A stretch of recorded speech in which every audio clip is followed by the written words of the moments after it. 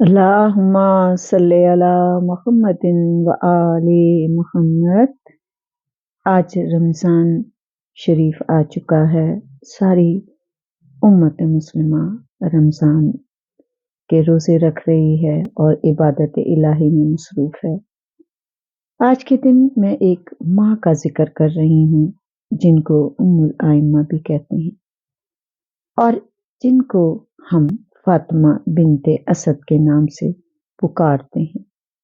یہ میری وہ بیوی ہے کہ جس کا نام فاطمہ بنت اسد ہے، اور میں یہ سمجھتی ہوں کہ جتنی بھی بیویاں ہیں وہ کنیت کے نام سے پکاری جاتی ہیں، لیکن یہ واحد بیوی ہے جس نے مرتے دم تک اپنے نام کے ساتھ اپنے باپ کا نام رکھا ہے۔ آپ کی شادی جناب ابو طالب سے ہوئی اور یہ وہ خاتون ہیں کہ جو خود بھی بنی ہاشم سے تعلق رکھتی ہیں اور شوہر بھی بنی ہاشم سے تعلق رکھتے ہیں۔ یہ وہ بیوی ہیں کہ جو ہم یہ کہہ سکتے ہیں کہ کائنات میں کسی ہستی نے بھی آج تک کعبے میں 3 رات تک قیام نہیں کیا، لیکن یہ وہ ہستی ہے کہ جسے خداوند کریم نے اپنا مہمان بنایا، اور ہم سب یہ جانتے ہیں کہ آج بھی رکن یمانی اس بات کی نشاندہی کرتی ہے کہ اس جگہ پر فاطمہ بنت اسد آئی تھیں، اور کس طرح آئی تھیں، کہ کیسی وہ رات تھی کہ پروردگار نے بلایا، اور جب آپ نے اس دیوار پر ہاتھ رکھ کر یہ کہا تھا کہ اے رب کریم، میں تجھ پر ایمان رکھتی ہوں اور تیرے نبیوں پر ایمان رکھتی ہوں، اور میں تیری کتابوں پر ایمان رکھتی ہوں اور فرشتوں پر ایمان رکھتی ہوں، تو خداوند کریم نے یہ اپنا، میں یہ سمجھتی ہوں اور کہتی بھی ہوں اور یقین بھی ہے کہ یہ خداوند کریم کا وہ خفیہ دروازہ تھا جو فاطمہ بنت اسد کے لیے یا اپنے ولی کے لیے کھول دیا، اور آپ اس میں داخل ہوں۔ اور پھر بعد میں آپ ذکر کرتی تھی کہ ان 3 دنوں میں کیسے کیسے خداوند کریم نے آپ کی مہمان نوازی کی ہے۔ یہ وہ بی بی ہے کہ جس کے لیے ہم یہ کہہ سکتے ہیں کہ جو کفیلۃ النبی بھی ہے، اور یہ ہماری زبان سے ادا نہیں ہوا بلکہ میرے رسول نے خود اس بات کو مانا ہے کہ میری ماں ہے یہ، یعنی کہ ادھر ہم یہ کہتے ہیں کہ ام الائمہ ہیں، اور یہ بھی کہتے ہیں کہ امیر المومنین کی والدہ ہیں، اور پھر یہ نبی کی بھی والدہ ہیں۔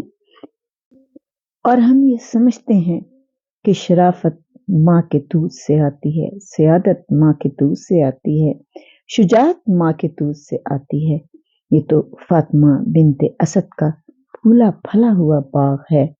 اس کے علاوہ یہ وہ بیوی ہیں کہ جو اپنے شوہر کے ایمان کی بھی گواہ ہیں، کیونکہ لوگوں نے کہا کہ علی کے بابا نعوذ باللہ کافر ہیں، تو میرے مولا امام زین العابدین علیہ السلام کے سامنے جب یہ بات بیان کی گئی تو آپ نے کہا کس قدر غلط بات ہے، اس لیے کہ جناب رسول خدا نے جیسے ہی اعلان نبوت کیا تھا اور جو لوگ مسلمان ہو گئے تھے، تو آپ نے کہہ دیا تھا کہ جو بھی مسلمان ہو چکا ہے، عورت یا مرد، وہ کسی بھی کافر مرد اور عورت کے ساتھ اب اپنی بقایا زندگی نہیں گزار سکتا، تو اس کو اس سے جدائی کرنی ہوگی یا پھر اپنے شوہر یا بیوی کو مسلمان کرنا ہوگا۔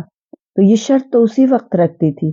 تو جناب فاطمہ بنت اسد کے تو 4 بچے ہیں، اور اس کے بعد شاب ابی طالب میں بھی آپ جناب ابو طالب کے ساتھ ہی رہی ہیں، اور یہ آخری وقت تک جناب ابو طالب کے ساتھ آپ رہیں۔ جب تک ابو طالب زندہ رہے تو اس کا مطلب یہ ہے کہ ابو طالب کافر نہیں تھے۔ میری بیوی فاطمہ بنت اسد نے جس طرح سے ہم یہ کہتے ہیں کہ جناب ابو طالب علیہ السلام کے پاس جب میرے مولا رسول خدا صلی اللہ علیہ وآلہ وسلم کی تربیت کرتے تھے، تو کس طریقے سے کوئی بھی شوہر اس طرح سے اپنی کسی یتیم بھتیجے کی پرورش نہیں کر سکتا اگر اسے اپنی زوجہ یعنی بیوی کی ساتھ اور یہ یقین نہ ہو کہ میری بیوی اس کا خیال رکھے گی، تو وہ گھر میں لاتے ہیں۔ اور جس طرح جناب ابو طالب خیال رکھتے تھے، جناب فاطمہ بنت اسد بھی ایسے ہی خیال رکھتی تھی. آپ کو نہلاتی تھیں، دھلاتی تھیں، آپ کے لیے کھانا تیار کرتی تھیں، اور جب آپ یہ دیکھتی تھیں کہ محمد صلی اللہ علیہ وآلہ وسلم کے کھانے میں کمی نہ ہو تو آپ علیحدہ سے جناب رسول خدا کو کھانا اتار کے دے دیا کرتی تھی. محمد تم میرے پاس بیٹھ کے کھانا کھاؤ. اس طرح اور شفقت اور پیار سے آپ کا خیال رکھتی تھی. اور پھر آپ کی شادی بھی آپ نے بڑے شوق اور محبت سے کی. اور جب جناب ختیجۃ الکبریٰ اس گھر میں آئیں بنی ہاشم کے، تو جیسے کہ ہر بیوی کو یہ خیال ہوتا ہے کہ میں اپنے شوہر کے بچپن کے بارے میں سنوں، لڑکپن کے بارے میں سنوں کہ کیسا گزرا ہے، تو آپ جناب فاطمہ بنت اسد سے پوچھا کرتی تھی، اور جناب فاطمہ بنت اسد آپ کو سارا حال سنایا کرتی تھی. اور پھر خداوند کریم نے نبی کو بیٹے دیے. قاسم جیسا بیٹا دیا جو چند مہینوں میں وفات پا گیا. عبداللہ جیسا بیٹا ملا، وفات پا گیا. اور پھر طاہر جیسا بیٹا خداوند کریم نے دیا. طیب جیسا بیٹا دیا، وفات پا گیا. جناب رسول خدا کے بیٹے جب وفات پا گئے تو ظاہر ہے بی بی ختیجۃ الکبریٰ کا دل بہت مرجھا گیا تھا. لیکن جب جناب مولا علی علیہ السلام پیدا ہوئے تو اس وقت جناب فاطمہ بنت اسد نے جناب علی کو اٹھایا، اور جہاں پر جناب ختیجۃ الکبریٰ بیٹھی تھیں، جس حجرے میں وہ بیاہ کر آئی تھی اسی میں وہ رہتی تھیں، وہاں پر آپ گئیں اور آپ نے جا کر اپنا بیٹا علی آپ کی گود میں دے دیا. حالانکہ آپ جانتے ہیں یہ ایک نفسیاتی اثر ہے کہ کسی ماں کا بیٹا مر جائے اور لگاتار مر جائے تو دوسری ماں ڈرتی ہے، وہاں اپنے بچے تک کو بھی نہیں لے کے جاتی. لیکن جناب فاطمہ بنت اسد نے آپ کی گود میں جا کے بچے کو لٹا دیا. اور اب مولا علی کی پرورش کس طریقے سے جناب فاطمہ بنت اسد نے تو دے دیا ہے. رسول خدا جھولے کی ڈوری بھی ہلاتے ہیں، ختیجۃ الکبریٰ پیار بھی کرتی ہیں، اور اس طرح سے یہ دونوں ماں باپ بن کے علی کو پال رہے تھے. یہ بھی جناب فاطمہ بنت اسد کا ہی ایک محبت کا علامت ہے جو رسول خدا اور جناب ختیجۃ الکبریٰ سے آپ کو تھی. آپ وہ بی بی ہیں کہ جنہوں نے اسلام بھی سب سے پہلے قبول کیا، اور اس کے ساتھ آپ نے ہجرت بھی جناب فاطمہ بنت محمد صلی اللہ علیہ وآلہ وسلم کے ساتھ کی تھی. اور جب آپ مدینے میں آئیں تو مدینے میں جو انصار عورتیں تھیں وہ آپ کے پاس آ جاتی تھیں اور آپ سے پوچھا کرتی تھیں کہ کیسے ہمارے رسول کا بچپن تھا، اور آپ بتایا کرتی تھیں. اسی طریقے سے جناب مولا علی اور بی بی فاطمہ کی شادی ہوئی، اور جناب فاطمہ بنت اسد کا گھر دوبارہ خوشیوں سے بھر گیا. میرے مولا حسن کی پیدائش ہوئی، اور اس کے بعد مولا حسین کی پیدائش ہوئی. جناب فاطمہ بنت اسد اپنے پوتوں کے ساتھ رہتی تھیں، خوش رہتی تھیں. اور جب دوپہر کا وقت ہوتا تھا تو اکثر رسول خدا صلی اللہ علیہ وآلہ وسلم آپ کے پاس آ جایا کرتے تھے. اور جب رسول اللہ سو رہے ہوتے تھے تو جناب فاطمہ بنت اسد پنکھا چل رہی ہوتی تھی. آپ کو جناب رسول خدا سے محبت ہی اس قدر تھی کہ آپ ان کی ذرا سی تکلیف پہ تڑپ جایا کرتی تھی. جناب فاطمہ بنت اسد کے 4 بیٹے اور سب کے سب لائق ہیں. آپ یہ دیکھیں کہ ایک بیٹے طالب ہیں، دوسرے جعفر طیار ہیں، عقیل ہیں، اور جناب مولا علی مشکل کشا امیر المومنین آپ کے بیٹے ہیں. جناب فاطمہ بنت اسد میں جب 4 ہجری ہوئی، اور 4 ہجری میں سے کچھ دنوں پہلے ہی آپ سب جانتے ہیں کہ خانہ کعبہ سے آنے کے بعد رسول اللہ اکثر یاد مکہ کو بہت کیا کرتے تھے، اور جناب بی بی فاطمہ بنت اسد بہت تسلی دیا کرتے تھے. जैसे एक माँ अपने बच्चे को तसल्ली देती है।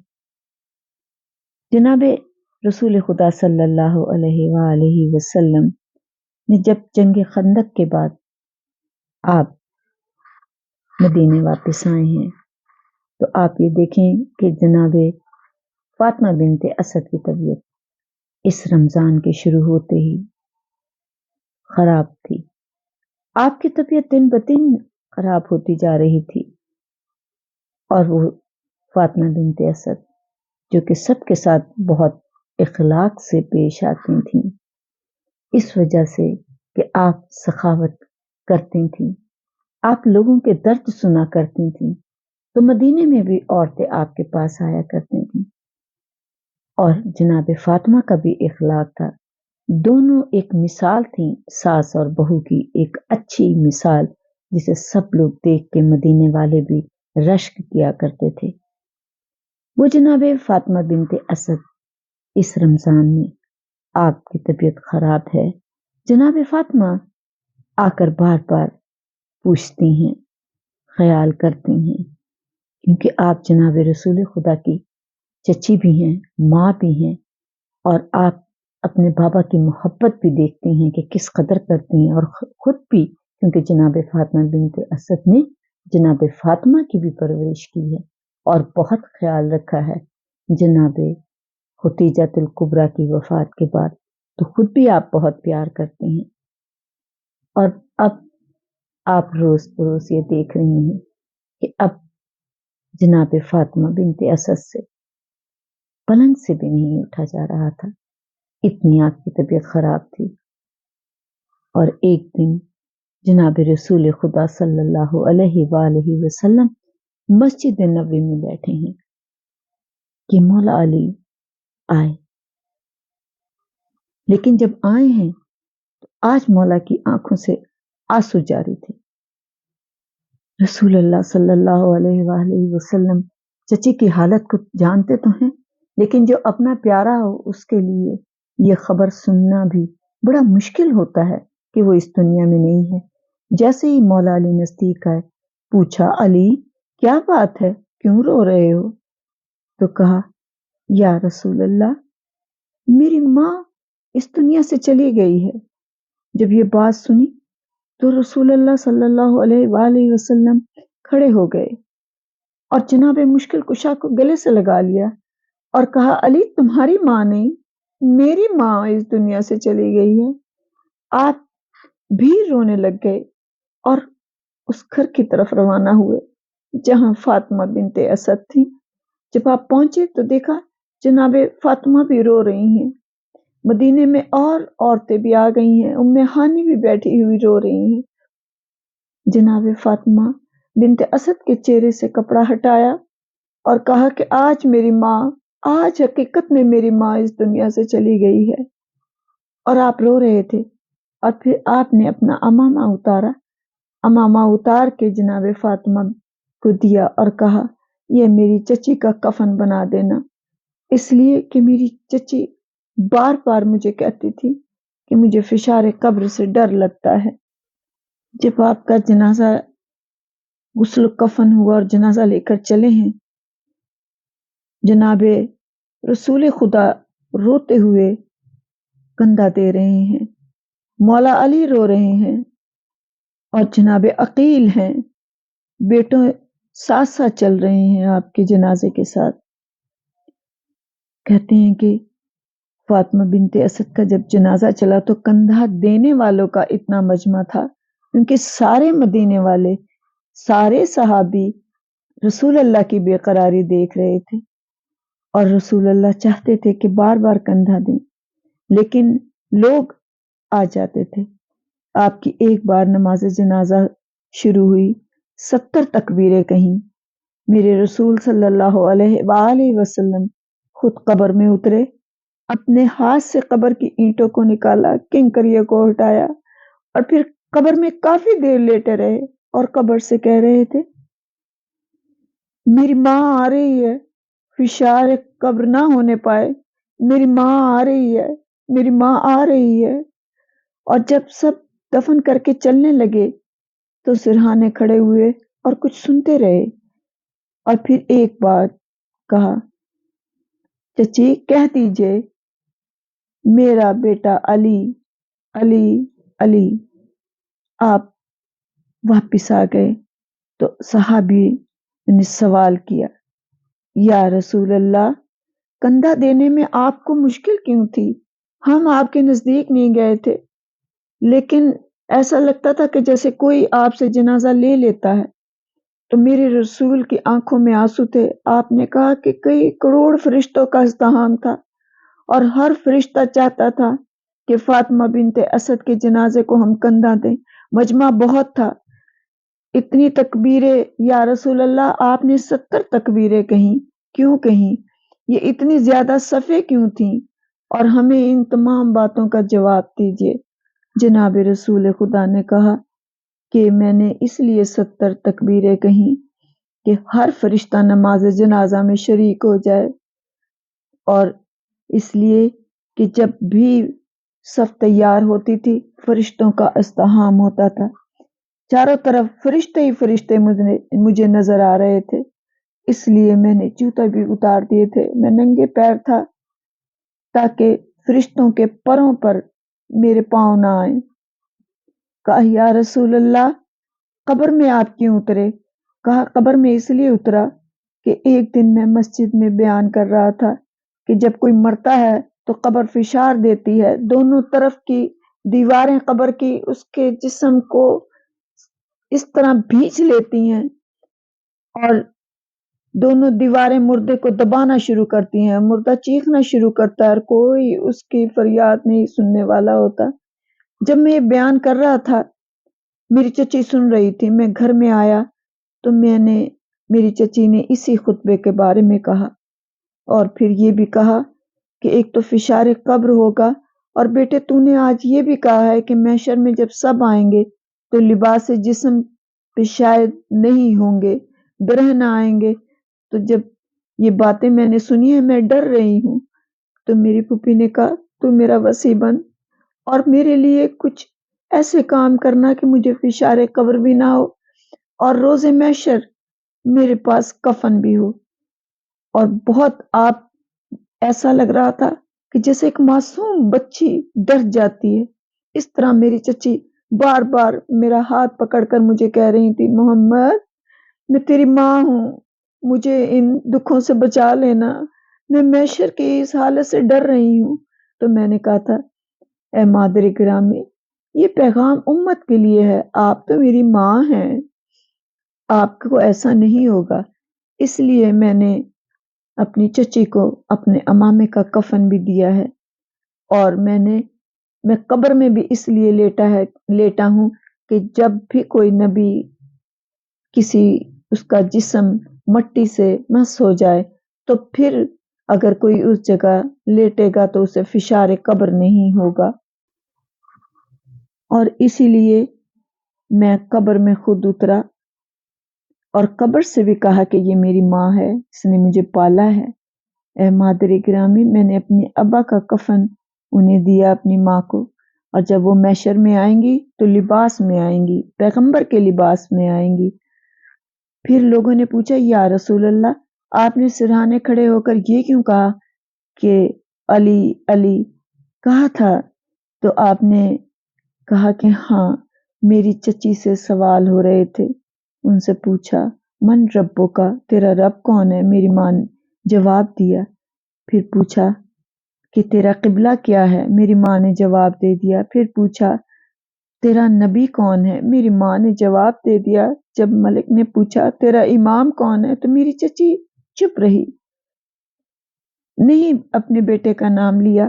جانتی تو تھی لیکن ظاہر ہے ماں تھی کہ میں اپنے بیٹے کا نام کیسے لوں، تو اس لیے میں نے کہا کہ، اور میں قربان جاؤں فاطمہ بنت اسد کہ آپ کے ایک بیٹا نبی ہے تو ایک بیٹا امام ہے، کیا شان ہے آپ کی۔ آپ نے کہا تو میں نے کہا کہ چچی آپ کہہ دیجئے گا، آپ کا بیٹا علی امام ہے، میرے مشکل کشا علی تو اپنی ماں کا بھی امام ہے، ایسی ماں جو پیغمبر کی بھی ماں ہے اور جو کہ پیغمبر کی ماں بھی ہیں، چچی بھی ہیں، اور جو علی کی ماں بھی ہیں، اور علی جن کا امام بھی ہے۔ کیا شان ہے اس خاندان کی، کس کس چیز کی ہم تعریف۔